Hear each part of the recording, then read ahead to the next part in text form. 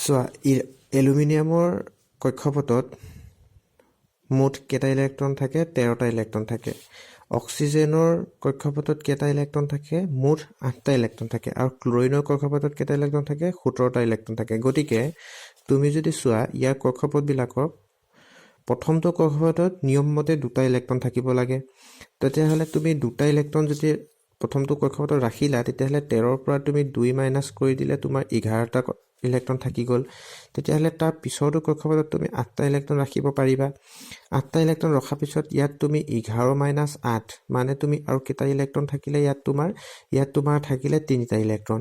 so এতিয়া দেখিলা যে তোমাৰ এলুমিনিয়ামৰ একেবাৰে শেষৰটো কক্ষপথত তোমাৰ 8টা ইলেক্ট্ৰন আছে সৰি 3টা ইলেক্ট্ৰন আছে গতিকে এয়া ৰাখা তুমি তাৰ পিছত চোৱা তুমি অক্সিজেনৰ প্ৰথমটো কক্ষপথত তোমাৰ নিয়মমতে তুমি দুটাহে ইলেক্ট্ৰন ৰাখিব পাৰা তেতিয়াহ'লে দুটা ইলেক্ট্ৰন যদি তুমি ৰাখিলা তেতিয়াহ'লে তোমাৰ 8টা ইলেক্ট্ৰনৰ পৰা তুমি 2 মাইনাস কৰিলা আৰু 6টা থাকিব তেতিয়াহ'লে 6টা ইলেক্ট্ৰন তোমাৰ তাৰ দ্বিতীয়টো কক্ষপথত থকাৰ পিছত ইয়াত তোমাৰ দুটা ইলেক্ট্ৰন ইয়াত কম পৰি আছে ইয়াত 8টা ইলেক্ট্ৰন থাকিব লাগে প্ৰত্যেকটো মৌলই কি কৰিব তাৰ নিজৰ শেষৰটো কক্ষপথত 8টা ইলেক্ট্ৰন কৰি নিজকে স্থিৰ কৰি ৰাখিবলৈ বিচাৰে গতিকে ইয়াতে দুটা ইলেক্ট্ৰন কম হৈ আছে ইয়াত 3টা ইলেক্ট্ৰন বেছি হৈ আছে বা ইয়াত 5টা ইলেক্ট্ৰন কম হৈ আছে গতিকে আৰু এটা আছে শেষত আমি চাওঁ সেইটো ক্লৰিনৰ তুমি প্ৰথমটো কক্ষপথত দুটা ইলেক্ট্ৰন ৰাখিলা ঠিক তেনেদৰে তোমাৰ শেষৰটোত তুমি 8টা লাগিলা টোটেল কিমান হ'ল ইয়াতে 2 8 যোগ কৰিলে তোমাৰ 10 তেনেহ'লে তোমাৰ ক্লৰিনৰ শেষৰটো কক্ষপথত তোমাৰ 7টা ইলেক্ট্ৰন থাকিব আচ্ছা তেতিয়াহ'লে তুমি ইয়াত চোৱা আমি যে ইয়াতে এলুমিনিয়াম 2 আৰু অক্সিজেনৰ 3 লিখিছো ইয়াৰ মূল অৰ্থটো হৈছে এনে ধৰণৰ তোমাৰ এলুমিনিয়াম দুটা মানে তোমাৰ ইয়াতে কেনেকৈ ৰাখিব তুমি এলুমিনিয়াম দুটাৰ কাৰণে মই এনেকৈ ভাগ কৰি লৈছো এলুমিনিয়াম দুটা তেতিয়াহ'লে ইয়াৰো তোমাৰ কক্ষপথত 2.8.3 হ'ব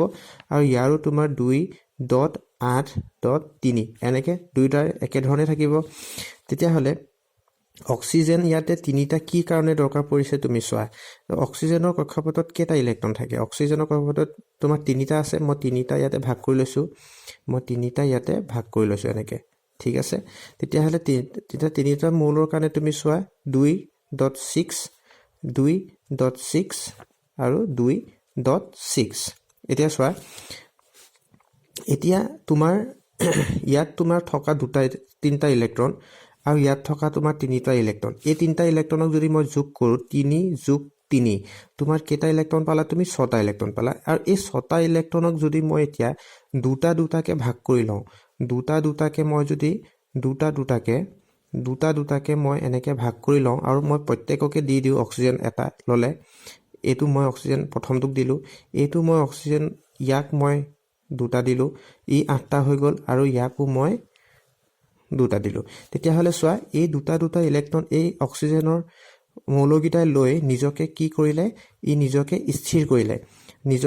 স্থিৰ কৰি ল'লে দুটা ইলেক্ট্ৰন লৈ নিজকে স্থিৰ কৰিলে ইয়াতো টোটেল তোমাৰ 8টা পালা আৰু আগত দুটা আছে ইয়াতো তোমাৰ 8টা আগত দুটা আছে ইয়াতো তোমাৰ দুটা আৰু 8টা চোৱা তেতিয়াহ'লে এলুমিনিয়ামে সেই তিনিটা ইলেক্ট্ৰন যে এৰি দিলে তাৰ ফলত অক্সিজেনে সেই 3টা ইলেক্ট্ৰন নিজৰ মাজত ভাগ কৰি ল'লে আৰু এলুমিনিয়াম আৰু অক্সিজেন স্থিৰ হৈ গ'ল ঠিক তেনেদৰে তুমি যদি এইটো চোৱা এতিয়া এলুমিনিয়াম ক্লৰাইড তেতিয়াহ'লে তুমি চোৱা এলুমিনিয়াম তোমাৰ এটা আৰু ক্লৰিন তোমাৰ 3টা লোৱাৰ কাৰণটো কি চোৱা এলুমিনিয়াম এটা আছে মানে মই যদি ইয়াক ভাগ কৰি লওঁ 2.8.3 আৰু ক্লৰিন তোমাৰ 3টা আছে ঠিক আছে ক্লৰিনৰ আমি কি পাইছিলোঁ এয়া তেতিয়াহ'লে তুমি 2.8.7